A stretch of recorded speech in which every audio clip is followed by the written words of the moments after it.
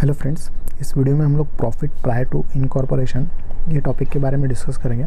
इसका एक क्वेश्चन भी हम लोग सॉल्व करेंगे और एक्चुअली देखेंगे कि ये टॉपिक में हमको करना क्या है। ठीक है, तो बिना कुछ टाइम वेस्ट किए डायरेक्टली अब मैं टॉपिक की ओर आता हूँ। टॉपिक का नेम है profit prior to incorporation. Topic का नेम ही हमें सब कुछ बता देता है। प्रॉफिट प्रायर टू इनकॉर्पोरेशन मतलब इनकॉर्पोरेट होने के पहले वाला प्रॉफिट, ठीक है, और पोस्ट इनकॉर्पोरेशन का मतलब उसके बाद वाला प्रॉफिट। ठीक है, मतलब ये आपको समझ में नहीं आ रहेगा, एग्जांपल से समझते हैं। समझो आपने कोई कंपनी स्टार्ट की या फिर बिजनेस स्टार्ट किया। डेट ले लेता हूँ, समझो फॉर एग्जांपल 1 जनवरी 2022। इसमें डेट्स के ऊपर ज़्यादा ध्यान दे दो क्योंकि डेट्स ही इंपॉर्टेंट है इसमें। 1 जनवरी 2022 को आपने एक बिज़नेस या फिर एक कंपनी स्टार्ट की। ठीक है, यहाँ तक तो क्लियर है। अब बिज़नेस स्टार्ट की तो उसको रजिस्ट्रेशन वगैरह भी कराना पड़ेगा। आपने शॉप भी ओपन किया कोई, तो आपको लाइसेंस बनाना पड़ता है। आपको पता है कोई मेडिकल रहा उसको लाइसेंस लगता है। ठीक है, तो आपने स्टार्ट किया 1 जनवरी को। आपने पहले ही दिन सारा रजिस्ट्रेशन वगैरह भी कर दिया, आपने फॉर्म भर दिया, आपने डॉक्यूमेंटेशन वगैरह सारा सब कुछ कर दिया। लेकिन आपको पता है अपनी गवर्नमेंट भी इतनी फास्ट है कि वो 2 दिन में आपको सर्टिफिकेट दे देंगे, करेक्ट ना। तो ऐसा कुछ नहीं, वो रजिस्ट्रेशन होने के लिए बहुत टाइम लगता है, 2 महीना, 3 महीना, 4 महीना, 6 महीना, जो भी। ठीक है, तो आपने स्टार्ट कर दिया समझो, और आपका रजिस्ट्रेशन कंप्लीट हो गया समझो 1 जुलाई 2022। डेट्स के ऊपर ध्यान दो, पहले ही बोला है मैंने। 1 जुलाई 22 को आपको सर्टिफिकेट मिल गया कि आपको लाइसेंस मिल गया कि आप ये बिज़नेस अभी कर सकते हैं। ठीक है, यहाँ पे अब मैं मतलब लाइसेंस मिल गया, मतलब अभी यहाँ पे मैं इनकॉर्पोरेटेड लिखता हूँ। मतलब आपका कंपनी समझो बिज़नेस इनकॉर्पोरेटेड हो गया 1 जुलाई को, मतलब यहाँ पे आपने स्टार्ट किया। तो 1 जनवरी से 1 जुलाई तक ये जो 6 मंथ का पीरियड है, आप क्या इसमें बेटर होंगे क्या? तो मेरे हिसाब से तो यहाँ पे 6 महीना वेट करना मतलब कुछ हो ही नहीं सकता ना। इसमें प्रॉफिट भी नहीं आ रहा है, कुछ भी नहीं आ रहा है, ऐसे ही बेटर हो। तो इससे अच्छा बिज़नेस कंपनी क्या करती है, यहाँ पर भी काम करती है। ठीक है, रजिस्ट्रेशन तो कर दिया, ठीक है, सर्टिफिकेट कभी ना कभी आएगा। ठीक है, पर इसका मतलब ये नहीं कि जब वो सर्टिफिकेट आएगा तभी काम स्टार्ट करेंगे। ठीक है, आपने भी समझो गाड़ी ले ली, एक एक्टिवा या फिर जो भी बाइक वगैरह ले ली 1 जनवरी को, और आपने लेने के बाद पता चला आपको कि आपके पास लाइसेंस ही नहीं है।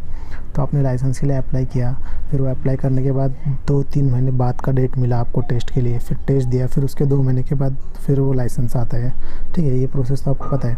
फिर वो लाइसेंस आ रहा है समझो 1 जुलाई को, तो इसका मतलब ये है कि 1 जनवरी से लेकर 1 जुलाई तक आपने वो बाइक यूज़ ही नहीं की, चला ही नहीं। तो ऐसा थोड़ी है। तो आप लोग बिज़नेस करेंगे ही, ठीक है, चाहे वो उसका इनकॉर्पोरेटेड हो या ना हो। मतलब रजिस्ट्रेशन कर दिया, बात तो वहीं पे हो गई। कोई आके पूछेगा भी तो बोल सकते कि हाँ वही पेंडिंग है गवर्नमेंट के पास। ठीक है, तो इनकॉर्पोरेटेड हो गई 1 जुलाई को, मतलब यहाँ से आपके पास लाइसेंस मिल गया। ठीक है, यहाँ से आप लोग मतलब हकदार बन गए उस बिज़नेस के, ऐसा बोल सकते हैं 1 जुलाई 2022 से। उससे पहले जो 6 महीने का पीरियड था, बिज़नेस आपका ही है, पर सिर्फ आपके पास एक इनकॉर्पोरेटेड का मतलब साइन नहीं है। ठीक है, और आप लोग क्या करते हैं, आपका ईयर एंड हमेशा होता है समझो 31 दिसंबर 2022 को।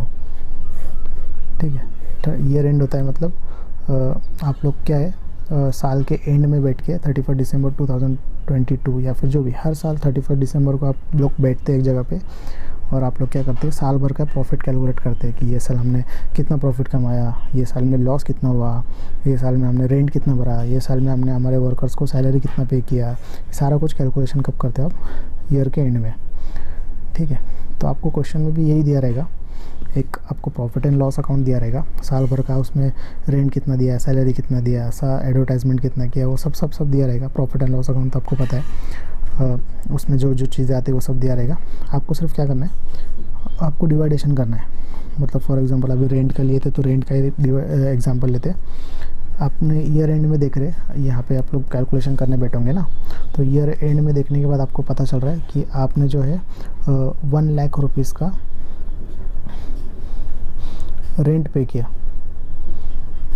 पूरे साल का। ईयर एंड में देख रहे हैं ना, पूरे साल का आपने 1 लाख रुपए रेंट दिया। तो आपको क्या करना पड़ेगा, तो ये 1 लाख में से ये स्टार्टिंग वाले पीरियड का कितना है, ये स्टार्टिंग वाला जो पीरियड है, ये पीरियड को मैं नाम देता हूँ प्री इनकॉर्पोरेटेड, और ये बाद वाला जो पीरियड है जहाँ से कंपनी इनकॉर्पोरेट हो गई, ये हो गई पोस्ट इनकॉर्पोरेटेड, ठीक है, इनकॉर्पोरेट होने से पहले, इनकॉर्पोरेटेड होने के बाद। तो ये टोटल सब पूरा स्टार्टिंग से एंड तक 1 लाख है। तो प्री का कितना रहेगा और पोस्ट का कितना रहेगा ये आपको कैलकुलेट करना है। तो आप लोग कैसे कर सकते हैं, तो आप मंथ कैलकुलेट करो ना, जनवरी से जुलाई तक कितना हो जाएगा ये, जनवरी फरवरी, देखो ये फर्स्ट मंथ हो गया, जनवरी फरवरी मार्च अप्रैल मई जून, 1 2 3 4 5 6, जून पूरा आएगा, जुलाई नहीं आएगा क्योंकि जुलाई फर्स्ट है ना। तो 6 मंथ ऊपर हो गए और नीचे जुलाई अगस्त सितंबर अक्टूबर नवंबर दिसंबर, मतलब 6 मंथ नीचे आ जाएंगे। टोटल 12 महीने रहते हैं ना साल में। तो 6:6 मतलब इसका रेशो क्या आ रहा है, 6 मतलब 1:1, मतलब हाफ ऑफ देंगे। 1 लाख में से 50,000 आपने प्री इनकॉर्पोरेटेड पीरियड में दिखाया, 50,000 आपने पोस्ट इनकॉर्पोरेटेड पीरियड में दिखाया, ठीक है। अभी ज़रूरी नहीं है कि हमेशा 1:1 ही आए, यहाँ पे 4 महीने, यहाँ पे 6 महीने भी आ सकते हैं। तो उस हिसाब से यहाँ पे 40 आ जाएगा, यहाँ पे 60,000 आ जाएगा, ठीक है। ये एग्जांपल था इसलिए मैंने इजी वाला रेशो यहाँ पे कैलकुलेट होना चाहिए इसलिए 1:1 किया। लेकिन क्वेश्चन में 4 मंथ 6 मंथ भी आ सकता है, 3 मंथ्स 9 मंथ्स भी आ सकता है, जो भी 2 मंथ्स 8 मंथ भी आ सकता है। तो आपको उस हिसाब से रेशो निकालना पड़ेगा। ये जो मैंने रेशो कैलकुलेट किया 6:6 और ये 6 मंथ 6 मंथ, ये रेशो को हम लोग बोलते हैं टाइम रेशो, ठीक है। ये टाइम रेशो मतलब ये मंथ के हिसाब से किया ना मैंने, टाइम रेशो। तो टाइम के हिसाब से ये डिस्ट्रीब्यूट करता है। अभी सैलरी हो गया, समझो रेंट का एग्जांपल ले ली, सैलरी आ गया समझो। तो आपने साल के एंड में पता चला कि साल भर आपने आपके वर्कर्स को कितना पेमेंट किया है, कितना सैलरी पे किया, तो 80,000 रुपये पे किया है समझो। तो 80,000 में से प्री इनकॉर्पोरेटेड पीरियड में कितना किया है और पोस्ट में कैसे कितना किया है, कैसा पता चलेगा। तो टाइम रेशो के हिसाब से उसको डिवाइड कर दो, 80,000 को ऊपर भी और नीचे भी, ठीक है। ये हो गया एग्जांपल सैलरी का और रेंट का। टाइम रेशो के हिसाब से हम लोग ने सैलरी रेंट को दे दिया। टाइम रेशो कैसे कैलकुलेट करते हैं वो भी आपको पता चल गया। मंथ कैलकुलेट करेंगे, ऊपर वाले पीरियड में मंथ कितने और नीचे वाले पीरियड में मंथ कितने। 6 है तो 1:1 आ गया, 4 और 8 भी रह सकता है तो 1:2 आएगा, ठीक है।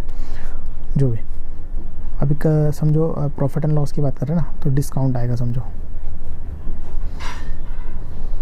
ठीक है। डिस्काउंट साल भर में आपने डिस्काउंट कितना दिया लोगों को, 1 जनवरी से 31 दिसंबर तक समझो 12,000 रुपये का आपने डिस्काउंट दिया। तो अभी मैं क्वेश्चन पूछता हूँ कि ये 12,000 में से 1 जुलाई के पहले कितना रहेगा डिस्काउंट और 1 जुलाई के बाद कितना डिस्काउंट रहेगा।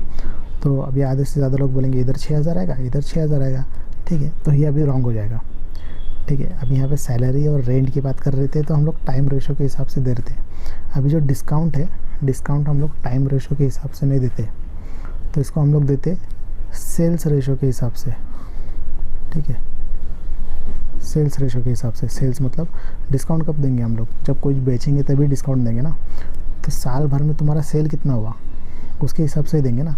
सेल्स रेशो मतलब ये पीरियड में आपने सेल कितना किया और ये पीरियड में आपने सेल कितना किया, उसके ऊपर से रेशो निकाल के डिस्काउंट को हम लोग सेल्स रेशो के हिसाब से देंगे। डिस्काउंट हो गया, कमीशन हो गया, जो भी,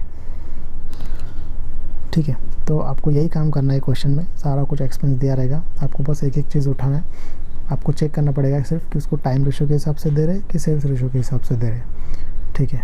2 ही रेशो रहेगा इसमें, एक टाइम रेशो रहेगा और सेल्स रेशो रहेगा। आप जैसे ही क्वेश्चन देखोगे सबसे पहला काम आपका यही है, आपको टाइम रेशो और सेल्स रेशो ये कैलकुलेट करना पड़ेगा, ठीक है। वो कैसे करते हैं हम लोग क्वेश्चन सॉल्व करते करते देखते ही है। प्लस उसके बाद कुछ चीज़ें ऐसी है जो कि सिर्फ और सिर्फ पोस्ट इनकॉर्पोरेटेड में आएगी। जैसे कि फॉर एग्जांपल समझो डिबेंचर्स हो गया, डिबेंचर्स, इंटरेस्ट ऑन डिबेंचर, ठीक है। ये शेयर्स हो गया, डिबेंचर्स हो गया, ये सारा कुछ कब लागू होगा, तो जब कंपनी इनकॉर्पोरेटेड होगी तभी लागू होगा ना। तो जब भी इंटरेस्ट ऑन डिबेंचर आ गया या फिर ऐसे कुछ चीज़ें हैं जो मैं अभी दिखाता हूँ आपको चार्ट में, तो वैसी चीज़ें आए तो वो ऊपर वाले पीरियड में नहीं आएगी, ठीक है। क्योंकि कंपनी, ठीक है। ये टेक्स्ट बुक का क्वेश्चन नंबर 1 है निराली प्रकाशन का। तो इसमें ऊपर दिया है Abhishek private limited Andheri was incorporated on 30th April 2019 to acquire a running business from 1st January 2019, ठीक है। Acquiring a running business from 1st January 2019, मतलब ये बिजनेस फ्रॉम मतलब स्टार्ट कब किया था उन्होंने 1st January 2019 और इनकॉर्पोरेट कब हो गया 30th April 2019 को, ठीक है। डेट्स में ज़्यादा ध्यान देना है इसमें, इससे हम लोग टाइम रेशो निकालेंगे अभी। The purchase price was agreed at 90,000 payable in equity shares of 100 each. ठीक है। Following is the P&L account, profit and loss account है 2019 का, इन्होंने प्रॉफिट एंड लॉस अकाउंट दिया। प्रॉफिट एंड लॉस अकाउंट जो है अपना यहाँ से स्टार्ट हो रहा है, सैलरी से। अगर देखेंगे ये सैलरी से नीचे, ये ऊपर जो ये ट्रेडिंग अकाउंट है, तो कोई इसका भी डिस्ट्रीब्यूशन करेगा तो इसका डिस्ट्रीब्यूट नहीं करना है। तो ट्रेडिंग अकाउंट हम लोग ने ग्रॉस प्रॉफिट कैलकुलेट करने के लिए एक्चुअली बनाया था। ठीक है। प्रॉफिट एंड लॉस अकाउंट यहाँ से है, ये 335 के नीचे जो भी ये प्रॉफिट एंड लॉस अकाउंट है। अगर 12th में फर्स्ट ईयर में अच्छे से आपने अकाउंट्स किया होगा तो आपको पता रहेगा प्रॉफिट एंड लॉस अकाउंट नीचे होता है, और ये ऊपर ट्रेडिंग अकाउंट है। ये तो ट्रेडिंग का मैं कुछ ले रहा हूँ नहीं यहाँ पे, ठीक है, इसको इग्नोर करना है ट्रेडिंग को, ओपनिंग स्टॉक परचेस वगैरह जो भी है।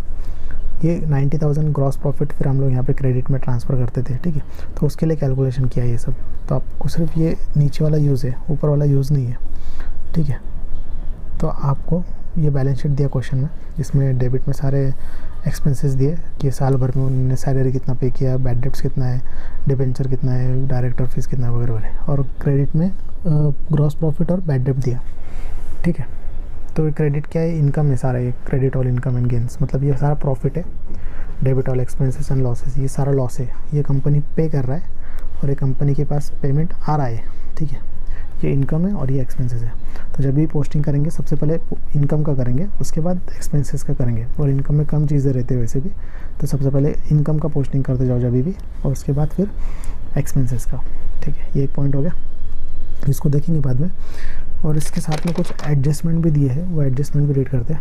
एडिशनल इन्फॉर्मेशन में दिया, the yearly turnover amounted to ₹3 lakh, of which sales up to 1 May 2019 were 1 lakh. ठीक है।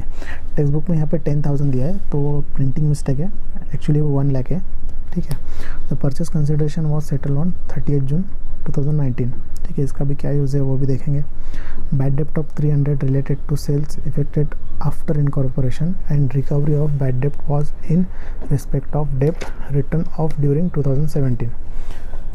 ठीक है। Prepare a column statement showing profit prior and post incorporation period. Question read कर लिया, क्वेश्चन में प्रॉफिट एंड लॉस अकाउंट दिया वो देख लिया, एडिशनल इन्फॉर्मेशन दिया ये देख लिया। तो क्वेश्चन में आपको सबसे पहला काम, जब आप आंसर सॉल्व करेंगे तो आंसर में सबसे पहला काम आपको वर्किंग नोट बनाना है। पहले तो वर्किंग नोट, और इसमें आपको 2 रेशो कैलकुलेट करने हैं। पहला है टाइम रेशो, ये आपको कैलकुलेट करना है। और ये आप लोग कैसे कैलकुलेट करते हैं ये आपने अभी देखा। प्री इनकॉर्पोरेटेड पीरियड में कितना मंथ है और पोस्ट में कितना मंथ है, दोनों हम लोग क्या देखते हैं। ठीक है। ऊपर क्वेश्चन में दिया था कि रनिंग बिजनेस कब से स्टार्ट हो रहा है इनका। बिजनेस 1 जनवरी 2019 से स्टार्ट हो गया। तो अब जाहिर सी बात है ये बिज़नेस कब ख़त्म होगा, 12 महीने बाद क्या डेट आएगा, 31 दिसंबर 2019। ठीक है। और इनकॉर्पोरेटेड कब हो गया बोल रहे लोग, इनकॉर्पोरेटेड ऑन 30 अप्रैल 2019। रेटेड कब हो गया बोल रहे हो लोग, 30 अप्रैल 2019। तो जनवरी फरवरी मार्च अप्रैल, तो यहाँ पे कहीं पे आएगा वो 30 अप्रैल 2019। तो मंथ्स तो कैलकुलेट करना आता ही है सबको, तो कैलकुलेट करो जनवरी फरवरी मार्च और अप्रैल। मतलब यहाँ पे अप्रैल 30 है ना, तो पूरा अप्रैल का मंथ आएगा। 1 अप्रैल रहता तो फिर अप्रैल को नहीं पकड़ते हम लोग, फिर जनवरी फरवरी मार्च 3 ही मंथ पकड़ते। ठीक है। जनवरी फरवरी मार्च और अप्रैल, मतलब ये 4 महीने का पीरियड यहाँ पे हो गया। फिर बचा हुआ कितना रहेगा फिर ये अप्रैल के बाद मई जून जुलाई अगस्त सितंबर अक्टूबर नवंबर और दिसंबर, मतलब 1 2 3 4 5 6 7 8, मतलब 8 मंथ आएंगे यहाँ पे। ठीक है। तो फिर कैसा आ रहा है ये 4:8, और भी डिवाइड हो सकता है, ऑब्वियसली हो सकता है। 2 2 ज़ा 4, 2 4 ज़ा 8, और भी डिवाइड हो सकता है ऑब्वियसली। 2 1 ज़ा 2, 2 2 ज़ा 4। तो ये रेशो क्या आ रहा है 1:2। ये आ गया मेरा टाइम रेशो। ठीक है। इम्पोर्टेंट है, हो गया। सेकेंड चीज़ आपको कैलकुलेट करनी है सेल्स रेशो। ठीक है। आपको एक बात बता दूँ, सेल्स रेशो कोई और एक नाम है टर्नओवर रेशो, इसमें कंफ्यूज नहीं होना है। टर्नओवर रेशो और सेल्स रेशो एक ही चीज़ है। ठीक है। तो ये कैसा पता चलेगा, तो प्री प्री पीरियड में कितना सेल हुआ था और पोस्ट में कितना सेल हुआ था वो फर्स्ट एडजस्टमेंट में दिया है। The yearly turnover amounted to ₹3 lakh, मतलब साल भर का उनका सेल कितना हुआ है। टर्नओवर रेशो देखो, टर्नओवर मतलब सेल, ठीक है, याद रखना है। Yearly turnover amounted to ₹3 lakh, मतलब साल भर का सेल हुआ था 3 लाख रुपये। On which sales up to 1 May 2019, 1 मई 19 का मतलब यही हो गया 30 अप्रैल, अप्रैल के बाद मई स्टार्ट आ गया ना, मई 1 मतलब इसका अगला दिन, मतलब ये पीरियड वाला सेल कितना दिया इन्होंने, ये 4 महीने का सेल कितना दिया, 1 लाख रुपए, मतलब यहाँ पे 1 लाख रुपए का सेल हो गया। तो फिर ये वाले पीरियड में कितना हुआ रहेगा, 2 लाख का हुआ रहेगा। कैसे क्या, टोटल 3 लाख है ना, ईयरली कितना दिया 3 लाख, और 1 मई तक कितना है 1 लाख, तो 1 मई तक आ गया 1 लाख और बचा हुआ 2 लाख रुपए उसके बाद वाले पीरियड का आएगा। तो 1 लाख और 2 लाख, इसमें से कॉमन जीरो कट करेंगे तो 5 जीरो कट हो जाएंगे और ये रेशो आएगा फिर 1:2, ठीक है। मतलब आपका सेल्स रेशो भी कितना आ गया 1:2, टाइम रेशो भी 1:2 आ गया, सेल्स रेशो भी 1:2 आ गया, ठीक है। तो आपको अभी डिस्ट्रीब्यूट करना स्टार्ट करना है। तो कौन से चीज़ें किससे डिस्ट्रीब्यूट करते हैं, तो उसके लिए मैंने एक चार्ट बनाया, उसका स्क्रीनशॉट ले लो या फिर इसको याद कर लो, कैसे भी कर लो, टेक्स्ट बुक में भी रहेगा ये। तो आपको टाइम रेशो में क्या क्या डिस्ट्रीब्यूट करते हैं हम लोग, तो सैलरी हो गया, रेंट हो गया, प्रिंटिंग एंड स्टेशनरी हो गया, टेलीफोन हो गया, डेप्रिसिएशन हो गया, पोस्टेज हो गया, ये सब टाइम रेशो के हिसाब से हम लोग देते हैं, ठीक है। मिसलेनियस एक्सपेंसेस, जनरल एक्सपेंसेस, ठीक है। फिर टर्नओवर रेशो, मतलब सेल्स रेशो के हिसाब से क्या क्या, सेल्स रेशो में क्या क्या आएगा, कार्टेज आउटवर्ड हो गया, सेलिंग एंड डिस्ट्रीब्यूशन हो गया, commission of sales agent, advertisement हो गया, बैड डेप्ट हो गया, ये सारा सेल्स रेशो के हिसाब से आता है, ठीक है। पब्लिसिटी चार्जेस, ब्रोकरेज हो गया, डिस्काउंट हो गया, डिस्काउंट वगैरह कब सेल करेंगे इससे रिलेटेड है ना, ब्रोकरेज हो गया, ठीक है। और फिर पोस्ट इनकॉर्पोरेटेड पीरियड, जो मैंने बताया था कि कुछ चीज़ें ऐसी होती है जो डायरेक्टली पोस्ट इनकॉर्पोरेटेड में आती है, प्री में नहीं आती है, तो डायरेक्टर फीस हो गया, इंटरेस्ट ऑन डिबेंचर हो गया, प्रिलिमिनरी एक्सपेंसेस हो गया, अंडर राइटिंग फीस हो गया, फिर discount on issue of shares हो गया, शेयर्स के बारे में वगैरह आ गया, कुछ भी शेयर्स डिबेंचर तो डायरेक्टली पोस्ट में आएगा ही, ठीक है, क्योंकि कंपनी इनकॉर्पोरेटेड होने के बाद ही शेयर्स वगैरह आएंगे ना, ठीक है। ऑडिट फीस हो गया, ऑडिट फीस मतलब ये सीए को फीस कब देंगे, मतलब इनकॉर्पोरेटेड रहेगा तभी वो सीए काम करेगा ना, ठीक है। तो ये इतना चीज़ें आपको याद करना है, तब आपको क्वेश्चन पूरा ईजी जाएगा, ठीक है। तो जब हम लोग स्टार्ट करते हैं क्वेश्चन सॉल्व करना, इजी है, ज़्यादा हार्ड नहीं है। सबसे पहले मैंने बोला था इनकम साइड का आप लोग पोस्टिंग करेंगे। सबसे पहले ग्रॉस प्रॉफिट दिया, ग्रॉस प्रॉफिट को हमेशा सेल्स रेशो के हिसाब से देते हैं, ये याद रखना। तो आपका दोनों भी रेशो वैसे तो 1:2 ही आया है, ठीक है। तो मैंने ऑलरेडी यहाँ पे प्रिपरेशन किया है in the books of Abhishek limited, statement showing prior and post incorporation profits है, प्रायर भी और पोस्ट भी दोनों भी for the year ended 31 December 19। Column देख लो, पर्टिकुलर है, बेसिस है, रेशो है, टोटल है, और pre incorporation and post incorporation, ऐसे 2 कॉलम बनाए मैंने, प्री और पोस्ट। टेक्स्ट बुक में प्री में भी 2 दिया, पोस्ट में भी 2 दिया फिर से, तो आप लोग वैसे भी कर सकते हैं, दोनों का मतलब क्या है वो भी हम लोग समझेंगे, ठीक है। ग्रॉस प्रॉफिट था, सबसे पहले क्वेश्चन में देखते हैं, ग्रॉस प्रॉफिट 90,000 था, तो ग्रॉस प्रॉफिट मैंने ऊपर 90,000 लिखा है टोटल में। ग्रॉस प्रॉफिट को हमेशा हम लोग सेल्स रेशो के हिसाब से देते हैं, बेसिस ऑफ एलोकेशन में लिखा सेल्स रेशो अपना आया था 1:2, ठीक है। तो ग्रॉस प्रॉफिट अगर आप लोग डिस्ट्रीब्यूट करेंगे 1:2 के हिसाब से, तो ये आपका आएगा 30,000 और 60,000। आपको अभी रेशो में डिस्ट्रीब्यूट करना आना चाहिए, ठीक है, TY के स्टूडेंट है, तो मैं इतना डिटेल में नहीं जा रहा हूँ अभी, ये हो गया। उसके बाद क्या था, बाय बैड डेप्ट 2,000, ठीक है। तो ये सारा इनकम है, पहले इनकम का पोस्टिंग करते हैं, फिर हम लोग एक्सपेंसेस में आते हैं। और ये इनकम मतलब कैसा, credit all income and gains, credit side ही है, मतलब ये इनकम मतलब हमको मिल रहा है, ये रिकवरी है ये, ठीक है। इनकम मिलता है कभी भी, एक्सपेंसेस हम लोग पे करते हैं। यहाँ पर भी एक बैड डेप्ट है, यहाँ पर भी एक बैड डेप्ट है, तो दोनों का मतलब अलग है। ये मतलब ये हमको मिला है और ये हमने दिया है, ठीक है।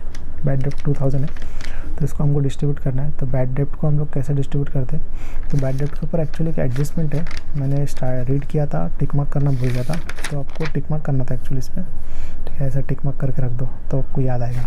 बैड डेप्ट्स के ऊपर था, और किसके ऊपर था, परचेस कंसिडरेशन एक था। तो परचेस कंसिडरेशन एक्चुअली किससे परचेस करते हैं हम लोग, सेलर से परचेस करते हैं ना, जो कोई बेचेंगे उसको सेलर बोलते हैं, सेलर मतलब ही वेंडर। तो इधर एक इंटरेस्ट टू वेंडर है, तो इसके ऊपर एक टिक है, ठीक है। तो बैड डेट्स के ऊपर एडजस्टमेंट है, एडजस्टमेंट क्या बोल रहा है, तो bad debts 300 related to sales effected after incorporation and recovery of bad डेप्ट was respect of debts return of during 2017। ठीक है, रिकवरी ऑफ बैड डेप्ट्स मतलब ये वाले की बात कर रहे हैं। रिकवरी मतलब ये मिला है हमको, रिकवरी 2000 जो मिला है वो कब मिला है बोल रहे 2017 में। 17 मतलब आपको कौन सा पीरियड रहेगा, ये प्री वाला रहेगा या पोस्ट वाला रहेगा? प्री वाला ही रहेगा ना। तो जितना भी ये 2000 है सिर्फ और सिर्फ प्री में ही दिखाओ, पोस्ट में मत दिखाओ, क्योंकि वहाँ पे उन्होंने बोला नहीं ऐसा कि ये 2000 को प्री में दिखा पोस्ट में दिखाना है बोल के। 2017 में ही हुआ है रिकवर, तो इसलिए डायरेक्टली प्री में दिखा दिया मैंने। ठीक है, तो यहाँ पे एक्चुअल लिखता हूँ, ये उन्होंने दिया है एक्चुअल में। देखिए फिर से रीड करिए। Bad debts 300 related to sales effected in after incorporation, मतलब ये 300 जो है ये आफ्टर में दिखाना है, बाद वाले इसमें दिखाना है। मतलब ये वाले बैड डेप्ट की बात कर रहे हैं, ये वाले बैड डेप्ट की। बैड डेप्ट ऑन सेल्स मतलब ये बैड डेप्ट एक्सपेंसेस वाला, ये 1500 में से 300 जो भी है ये आपको पोस्ट में दिखाना है बोल रहे हैं, आफ्टर इनकॉर्पोरेशन में। तो बचा हुआ 1200 पहले वाले इसमें दिखाएंगे। ठीक है, ये यहाँ पे ख़त्म हो गया। एंड रिकवरी ऑफ बैड डेप्ट, रिकवरी का मतलब ये क्रेडिट वाले बैड डेप्ट की बात कर रहे हैं। इसको क्या बोल रहे हैं? In respect of debt written of during the 2017, मतलब ये पहले वाला है, पहले वाला है तो फिर ये पोस्ट में तो आएगा नहीं, तो प्री में आएगा, तो प्री में दिखा दिया। ठीक है, यहाँ पे मेरा इनकम का पोस्टिंग हो गया, तो मैं टोटल करता हूँ। टोटल मेरा हो जाएगा ये 92,000, प्री का टोटल हो जाएगा 32,000 और पोस्ट का 60,000। ठीक है, ये हो गया। फिर उसके बाद एक्सपेंसेस का पोस्टिंग करते हैं। एक्सपेंसेस का कैसा करेंगे? सैलरी है 12,000, तो सैलरी है 12,000 लिख लिया मैंने। सैलरी क्या बेसिस पे डिस्ट्रीब्यूट करते? तो टाइम रेशो के हिसाब से देते हैं सैलरी। टाइम रेशो, तो टाइम रेशो अपना आया था 1:2, तो 1:2 से अगर डिस्ट्रीब्यूट करते 12,000 को तो ये कितना आएगा? 12,000 के 3 हिस्से करेंगे 4,000, तो 4,000 और 8,000 करेक्ट है। उसके बाद बैड डेप्ट है 1500, इसके ऊपर एडजस्टमेंट था, इन्होंने बोला था बैड डेप्ट of 300 related to sales effected after incorporation, मतलब ये जो 1500 रुपये है उसमें से 300 जो है वो आफ्टर इनकॉर्पोरेशन बोला, तो बाद वाले इसमें दिखाता हूँ, तो बचा कितना? 1200, ये पहले वाले इसमें आ जाएगा। ठीक है, ये हो गया एक्चुअल में। एडजस्टमेंट था इस पर एक, इसलिए इसको ऐसा करना पड़ा, नहीं तो अगर नॉर्मली रहा रहता तो बैड डेप्ट को हम लोग सेल्स रेशो में दे देते। ठीक है, सेल्स में देते ना, हाँ, बैड डेप्ट को सेल्स रेशो में डिस्ट्रीब्यूट करते हैं अगर एडजस्टमेंट नहीं रहा तो। अभी उन्होंने साफ साफ लिखा है, बोला है कि ये 300 रुपये जो है वो आफ्टर इनकॉर्पोरेशन में दिखाओ, तो आफ्टर में दिखा दिया, इनकॉर्पोरेशन के बाद वाले पीरियड में, तो बचा हुआ पहले दिखा दिया। और वो रिकवरी वाला जो था वो क्रेडिट वाला इस पे था। ठीक है, ये आपको समझना पड़ेगा सब। फिर डिबेंचर इंटरेस्ट दिया, डिबेंचर इंटरेस्ट, इसका भी मैंने एक पॉइंट लिखा था यहाँ पे, डिबेंचर इंटरेस्ट का। ठीक है, interest on debenture, interest on shares, ठीक है, जो भी आएगा डायरेक्टली पोस्ट इनकॉर्पोरेशन में जाएगा। ये इंटरेस्ट ऑन डिबेंचर 2500 है, तो डायरेक्टली 2500 आउटर में लिख, यहाँ पे पोस्ट में लिखता हूँ, ये प्री में कुछ नहीं दिखा रहा हूँ मैं, तो यहाँ पे डैश दे देता हूँ लगता तो इसमें मैं पोस्ट लिखता हूँ। ठीक है, हो गया। फिर डायरेक्टर फीस, ये भी मैंने नोट्स में लिखा है कि जो डायरेक्टली हम लोग पोस्ट में दिखाते हैं, तो 2400 अमाउंट है, तो 2400 डायरेक्टली पोस्ट में आ गया। फिर ऑडिट फीस भी डायरेक्टली हम लोग पोस्ट में दिखाते हैं, 3100 डायरेक्टली पोस्ट में आएगा। ठीक है, क्योंकि ये इनकॉर्पोरेशन होने के बाद ही सब शेयर्स, डिबेंचर्स, फिर ये ऑडिटर जो भी रहेगा अपना सीए, वो कब काम करेगा? जब ये कंपनी इनकॉर्पोरेट होगी, जब कंपनी का कुछ नाम रहेगा, रजिस्ट्रेशन रहेगा, तभी काम करेंगे ना ये लोग। तो इतने सारे चीज़ें हैं जो हम लोग डायरेक्टली पोस्ट में दिखाते हैं। डायरेक्टर फीस हो गया, इंटरेस्ट ऑन डिबेंचर हो गया, preliminary expenses, underwriting fees, फिर discount on issue of shares, debentures, जो भी ऑडिट फीस, तो ये सारी चीज़ें डायरेक्टली पोस्ट में आती है। ठीक है, उसके बाद है डिस्काउंट अलाउड। डिस्काउंट अलाउड ये हम लोग देते हैं सेल्स रेशो के हिसाब से, तो 1:2 आया है। अभी आपका सेल्स रेशो और टाइम रेशो दोनों भी 1:2 आया है, इसलिए ये क्वेश्चन इजी जा रहा है। कोई क्वेश्चन में अलग अलग आएगा, तो उस टाइम पे आपको फिर ये सब अलग अलग रेशो में देना पड़ेगा, सेल्स अलग है, टाइम अलग है। ठीक है, तो डिस्काउंट अलाउड को 1:2 के हिसाब से देते हैं। 1800 के 3 पार्ट करेंगे तो 600, इधर आएगा 600 और इधर आएगा 1200। ठीक है, रेशो में मैं डिवाइड करके दिखा नहीं रहा हूँ अभी, बहुत टाइम जाता है उसमें। लास्ट वीडियो में मेरा कॉस्टिंग वाला जो वीडियो वो देख लो, उसमें दिखाया था मैंने। ठीक है, फिर डेप्रिसिएशन 12,000 है। डेप्रिसिएशन ऑब्वियसली टाइम के हिसाब से देते हैं हम लोग, टाइम रेशो के हिसाब से आएगा 1:2, और ये आएगा 4,000 एंड 8,000।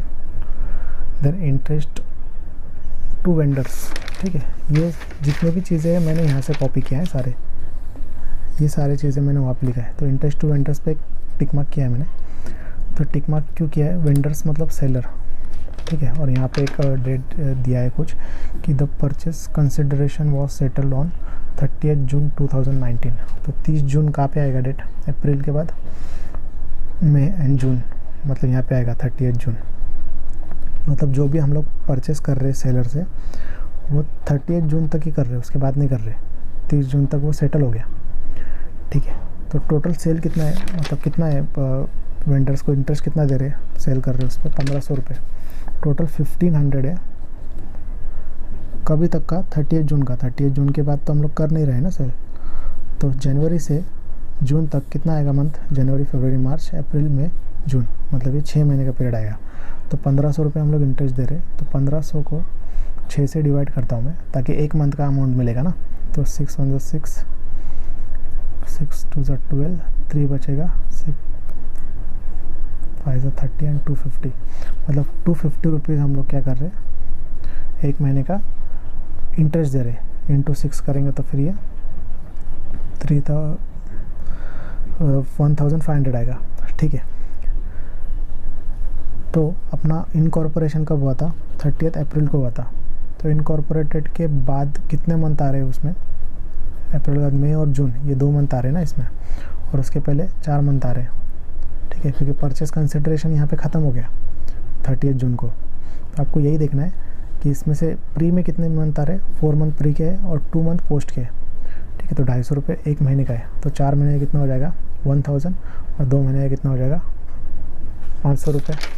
तो यहाँ पे मैं इंटरेस्ट ऑन वेंडर जो भी है स्टार्टिंग में 4 महीने के हिसाब से देता हूँ 1000, और यहाँ पे 500 रुपये लिखता हूँ।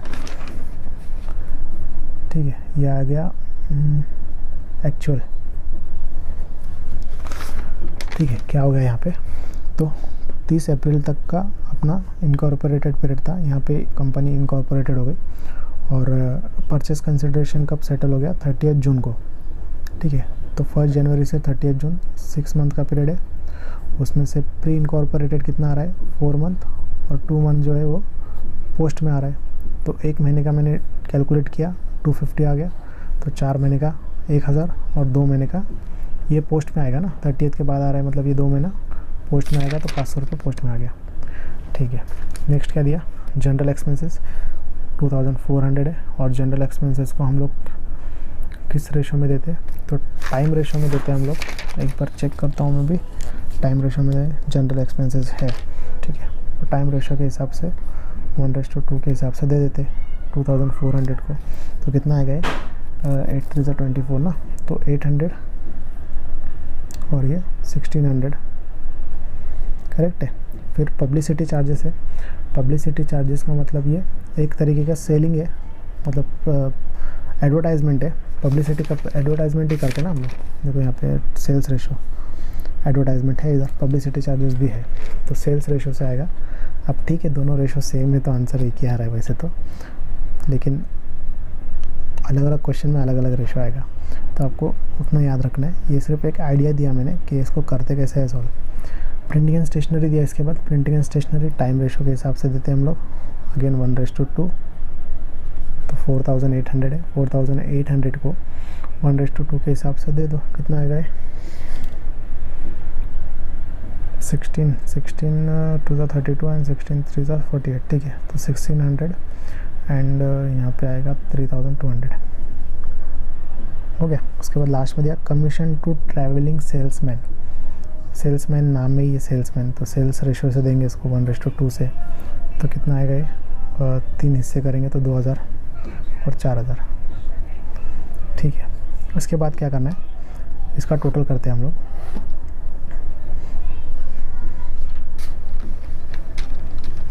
ठीक है, यहाँ से टोटल कर रहा हूँ, ये ऊपर वाला इनकम का टोटल मत करो अभी, इधर से टोटल। ठीक है, जब आपका सारा पोस्टिंग हो जाए, सबका डिस्ट्रीब्यूशन हो जाए, तो आपको क्या करना है, एक्सपेंसेस का टोटल करना है। मैंने सब टोटल किया ये, ठीक है। ये इनकम का अलग से किया था, ऊपर इनकम का टोटल किए, फिर ये एक्सपेंसेस का टोटल किए, ये यहाँ से यहाँ तक का टोटल है सारा। उसके बाद मैंने क्या किया, ये इनकम में से ये एक्सपेंसेस माइनस किया, ये वाले टोटल में से ये वाला टोटल माइनस किया, ये 32 में से ये 19,200 माइनस किया, फिर ये 60 में से ये 42,800 माइनस किया। तो ये सब माइनस करने के बाद ये नीचे आंसर आएगा, इसको नाम देंगे हम लोग नेट प्रॉफिट। ठीक है, अभी टेक्स्ट बुक में क्या किया उन्होंने, प्री इनकॉर्पोरेशन में भी 2 कॉलम किए, पोस्ट में 2 कॉलम किए।